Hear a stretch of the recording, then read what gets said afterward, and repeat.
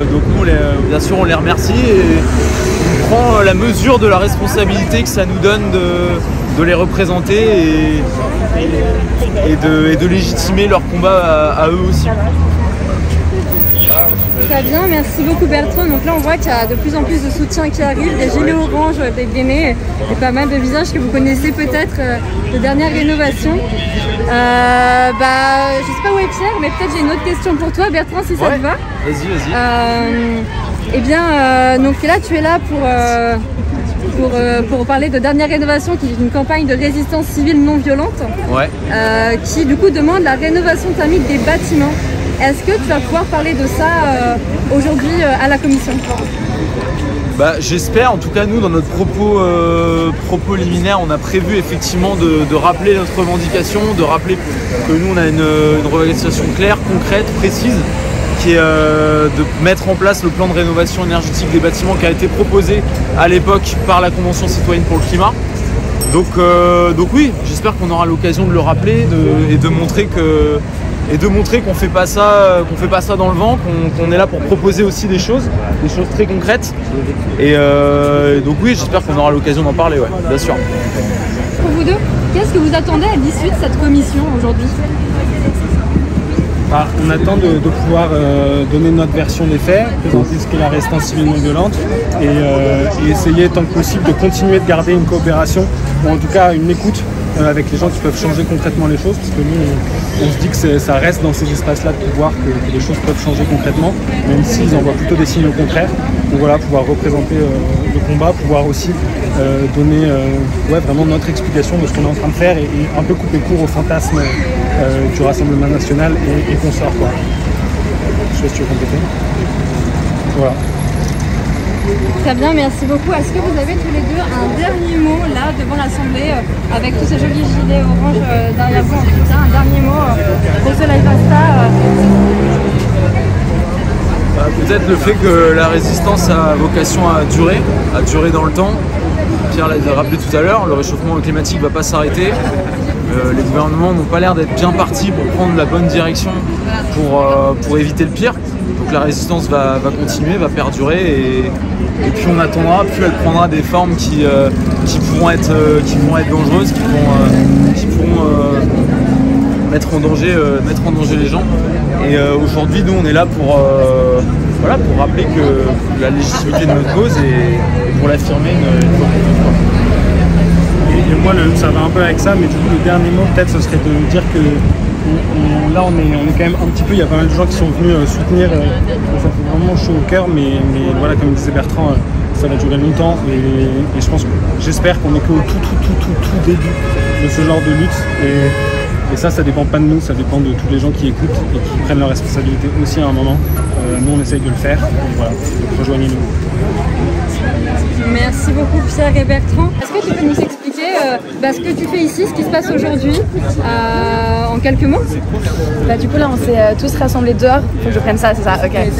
On s'est tous rassemblés dehors pour apporter notre soutien aux 3 personnes qui vont aller à l'intérieur. Il va y avoir des élus, il y a tous les soutiens, parmi quelques soutiens de Dernière Rénovation qui sont là. C'était aussi l'occasion pour nous de montrer qu'il n'y a pas juste ce qui se passe à huis clos à l'intérieur et que même depuis la rue on va suivre ce qui se passe de près. C'est un peu un événement important quand même pour Dernière Rénovation et plus largement pour le mouvement climat. C'est la suite de la répression qui continue et voilà. Donc la suite des événements, je ne sais pas trop ce qui va advenir de cet après-midi. Est-ce que tu peux expliquer ce que tu fais ici aujourd'hui et ce qui se passe ? Oui, alors je suis là aujourd'hui parce qu'on a été conviés à une commission d'enquête par rapport aux violences qui ont eu lieu, de groupuscules qu'on pourrait appeler d'extrême gauche pendant les manifs contre la réforme des retraites. Et on est conviés à l'Assemblée nationale pour savoir quelle était notre implication là-dedans. Et on est nombreux aujourd'hui pour montrer notre soutien envers cette répression qui augmente, envers les mouvements écolos, envers les personnes, envers les, comme on l'a vu la semaine dernière avec le début de la dissolution des soulèvements de la terre. Et c'est important de montrer qu'on est plus solidaire que jamais. Donc là, comme on a vu aujourd'hui, donc il y a Pierre et Bertrand qui sont deux des porte-parole et il y a Florence aussi qui va arriver, donc qui seront interrogés aujourd'hui à l'intérieur de l'Assemblée nationale. On a eu pas mal de messages de personnes de soutien là, qui ont accepté de prendre la parole sur ce live. Est-ce que toi tu peux un peu nous expliquer ce qui se passe aussi et un peu ce que c'est que cette commission et voilà, en quelques mots brièvement pour les personnes qui nous suivent sur Instagram aujourd'hui. Ouais, ça n'a pas été expliqué du tout. Si, ça a été expliqué, mais peut-être revenir sur l'augmentation de la répression, tout ça quoi. Ouais, donc du coup, Dernière Rénovation a été appelée pour répondre à justement des violences qui se sont passées pendant le mouvement des retraites. Du coup, c'est un appel qui a été à l'Assemblée nationale et on s'est demandé si on y allait ou pas. Et on s'est dit qu'on allait être représentant devant l'Assemblée nationale pour répondre du mouvement des retraites qui s'est passé pendant le mois de mars. Voilà. Ça a été une décision aussi parce que nous on se considère non violent, mais on est là aussi pour soutenir ce mouvement social premièrement. Et voilà, donc du coup on a Florence, Bertrand et Pierre juste derrière moi qui vont être là pour représenter Dernière Rénovation. On va voir comment ça va se passer, mais en tout cas je suis hyper fière d'eux, on n'a jamais fait ça. On est juste des citoyens normaux qui essayent de répondre à quelque chose. Et donc voilà, on verra comment ça se passe. Merci beaucoup Alizée. Et moi je me joins à leur appel parce qu'on est en train de vivre un moment quand même assez grave où la semaine dernière il a été prononcé la dissolution de l'organisation, enfin du collectif, du groupement de fêtes, les soulèvements de la terre. Et avec, ça a été prononcé mercredi matin, mais la veille, il y a eu une quinzaine de militantes et de militants qui ont été attrapés chez eux à 6 h du matin avec les moyens de la sous-direction antiterroriste. Donc ça fait des mois que Gérald Darmanin prépare les esprits en les appelant éco-terroristes, ce qui justifie qu'on mette les moyens de l'antiterrorisme. C'est-à-dire normalement les terroristes c'est des gens qui portent des bombes autour de la ceinture et qui s'achètent des kalachnikovs pour tirer sur une foule d'innocents. C'est ça dans l'esprit normalement les terroristes. C'est pas des gens qui se baladent avec des cutters pour couper une bâche en plastique tout simplement parce que les méga-bassines empêchent l'eau de rejoindre les nappes phréatiques. Donc moi je suis allé 2 fois visiter la semaine dernière les 7 personnes militantes et militants qui avaient été attrapés chez eux au petit matin, qui étaient retenus au 4e sous-sol des locaux de la DGSI. Et je pense qu'on est en train de vivre un tournant qui est pas sur les libertés publiques qui est vraiment inquiétant.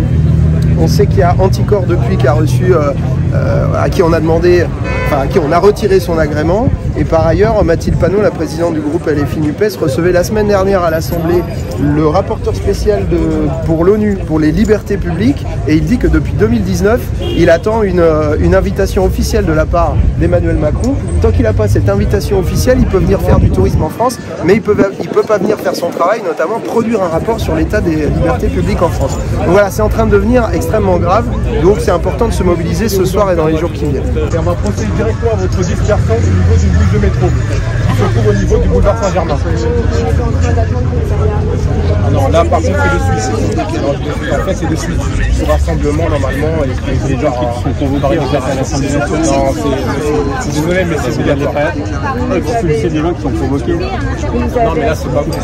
Là vous êtes en fait sur un rassemblement. Là vous êtes sur la machine de rassemblement et pour revendiquer quelque chose. Il faut préalable de déclaration décalée pour empêcher le rassemblement. Et non déclaré, vous savez ça. Non mais là justement là je reçois des nouvelles possibles de ma station directrice me disant que l'historien regardait pour savoir si c'était déclaré ou pas. Ils m'ont dit que non. Donc du coup je dois procéder avec ces personnes obligatoires. Donc sinon ce serait la circulation. Donc au mieux que les choses c'est de vous dans le calme. Là vous êtes ici c'est interdit. En plus vous êtes près de l'Assemblée nationale. Oui je mange ça. Non mais je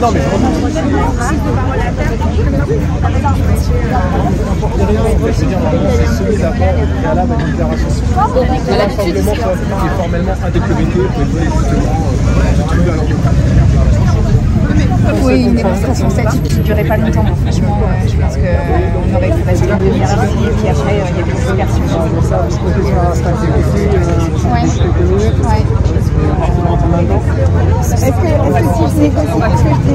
que si je négocie un statique d'une demi-heure, ça va et Ouais. Un statut d'une demi-heure. Ça va qu'on fasse nos prises de parole. Voilà, pour les soutiens qui sont venus. Vous êtes au maximum? Ouais. C'est combien là? 40-50. Ok. Bonjour, alors du coup aujourd'hui on est devant l'Assemblée nationale parce que Dernière Rénovation a été convoquée à une commission d'enquête. Est-ce que vous pouvez m'expliquer pourquoi vous êtes venu aujourd'hui Je suis venue pour soutenir Dernière Rénovation, pour les actions que Dernière Rénovation mène, qui sont de désobéissance mais non violentes et qui permettent d'alerter sur l'urgence climatique. Donc là en fait on a une criminalisation du mouvement écologique d'une manière générale et nous députés, et particulièrement les députés écolos, mais pas que, nous sommes évidemment là pour défendre ce monde associatif. Merci à vous. Merci beaucoup. Moi c'est 5 minutes de prise de parole et ça va... On a dit une demi-heure et on s'en va. Non, c'est pas possible. Tranquillement, on a négocié. C'est pas possible. Alors écoutez, là je suis en train de négocier avec ma station directrice. Oui. Le grand maximum, c'est 5 minutes. Ok, bah on fait les prises de parole. Après les 5 minutes, par contre, je vais demander de disperser. Ça marche. Ça sera interpellation. Bah, on fait nos prises de parole et on s'en va. 5 minutes. Ok. 5 minutes, on est obligé de faire arrêter. Ça marche. Non, mais par contre, mais je suis vraiment sérieux. Mais du coup, on est quand même deux à prendre la parole. Non. On fera moins de 5 minutes, mais... Vous voulez comme vous voulez, mais en tout cas, c'est 5 minutes, pas plus. Là, c'est pas possible. Normalement, là, c'est interdit. Donc là, je suis en train de négocier avec ma salle. Ils m'ont dit, normalement, c'est des dispersions immédiates. Ça marche. Donc là, je vous accorde 5 minutes, mais c'est pas une minute de plus. Ça marche. D'accord? Ouais. Merci. Heureusement que j'ai répété mon speech. J'ai pas du tout répété mon speech. On a 5 minutes top chrono. Je vais devoir enlever des choses. Bonjour, merci beaucoup d'être là. Je m'appelle Sacha, je suis un soutien de la campagne Dernière Rénovation. Il y a un an, jour pour jour, j'étais de l'autre côté de l'Assemblée en train de me faire traîner parce que je m'étais glué la main pour demander du gouvernement la rénovation énergétique des bâtiments. Il y a plus de 6 mois maintenant, on était ici en train de bloquer les routes pour soutenir les députés qui, à l'intérieur, ont poussé pour un amendement pour la rénovation énergétique des bâtiments que le gouvernement a balayé de la main à coup de 49.3. Et aujourd'hui, on se retrouve convoqué à une commission d'enquête pour groupuscules et manifestations violentes. Et aujourd'hui, merci beaucoup d'être là, au soutien aux 3 personnes de Dernière Rénovation qui vont à l'intérieur. J'avais prévu un petit moment d'applaudissement, mais vu qu'on a 5 minutes, c'est dans le cœur.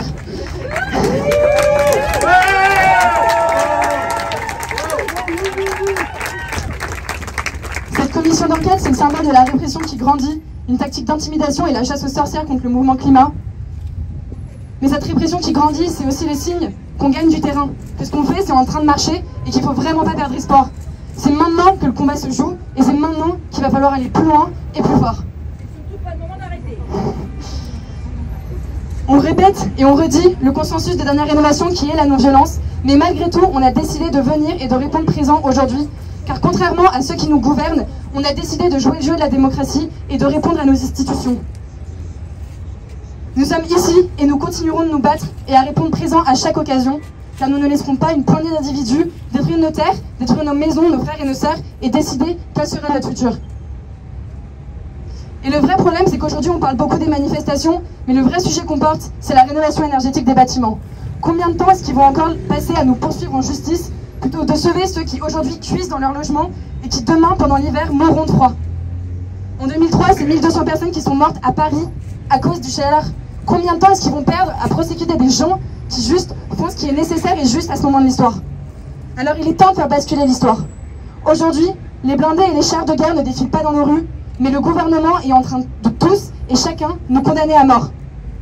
Les appareils judiciaires se renforcent contre nous, les discours nous criminalisent, les peines s'alourdissent, mais nous sommes des milliers à résister avec nos corps, avec nos voix.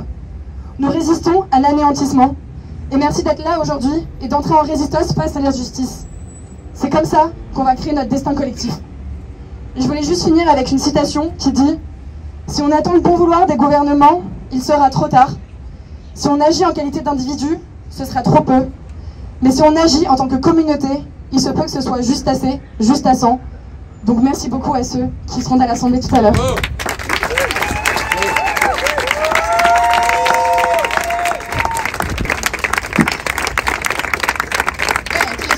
Ça fait 4 minutes 29.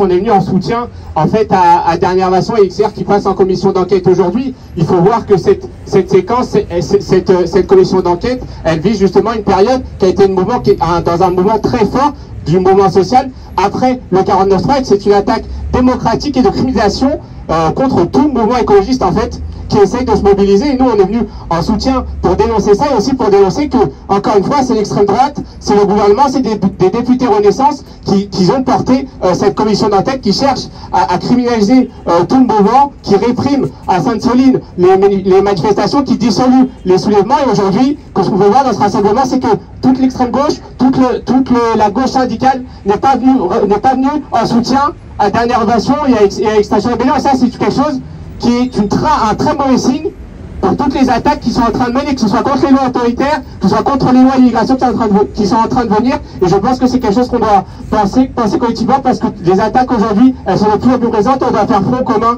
avec tout le mouvement. Voilà, merci.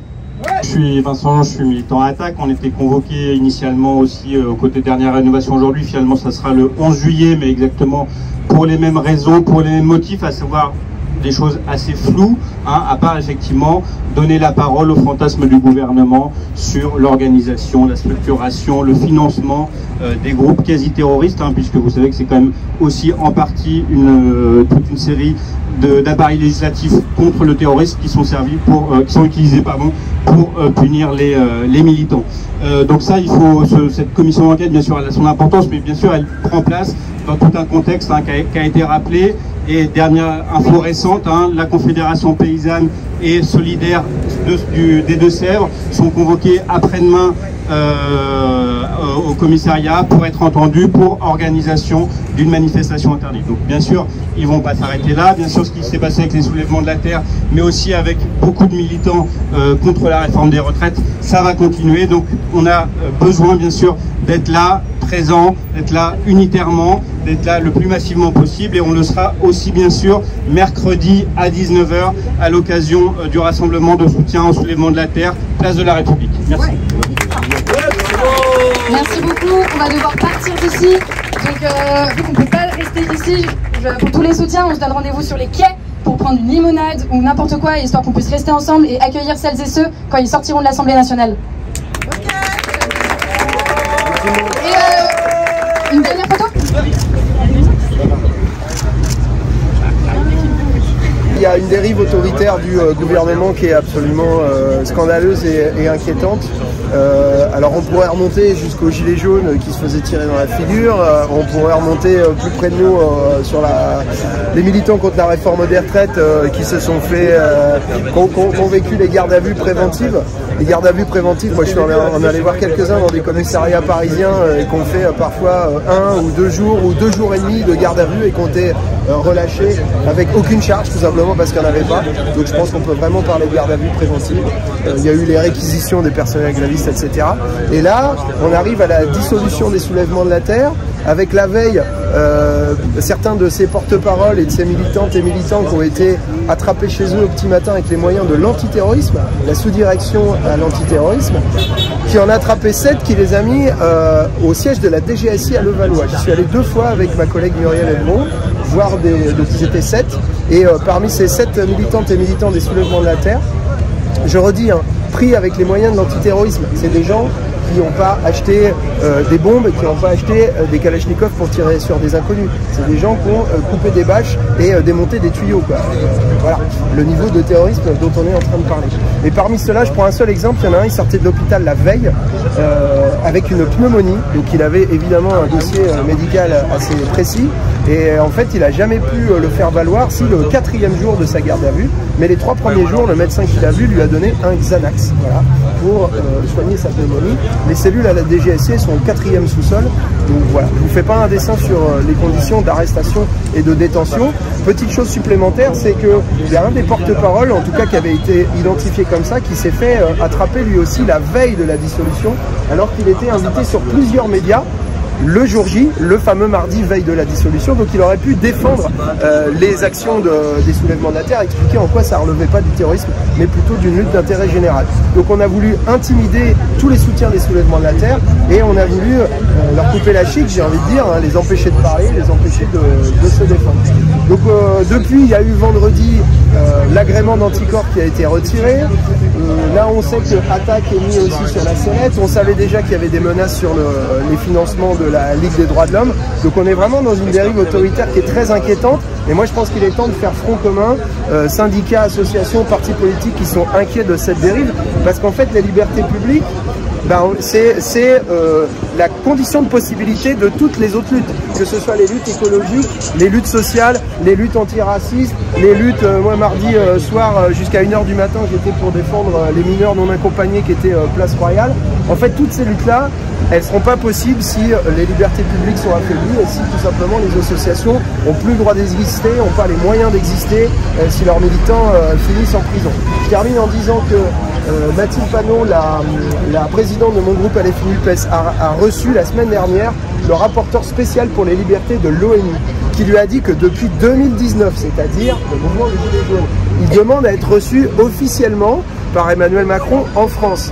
Parce que pour l'instant, il a le droit de faire du tourisme en France, mais il n'est pas reçu officiellement. C'est une distinction qui est importante, puisque tant qu'il n'est pas invité officiellement, il ne peut pas produire un rapport sur l'état des libertés en France. Parce que s'il avait la possibilité de le faire, évidemment, Macron pourrait plus se prévaloir au niveau mondial de champion de la démocratie et de tout le reste. Donc voilà, on est vraiment dans une situation inquiétante et je pense qu'il est temps d'ouvrir les yeux, de se mobiliser et de se soulever. Merci à vous, merci.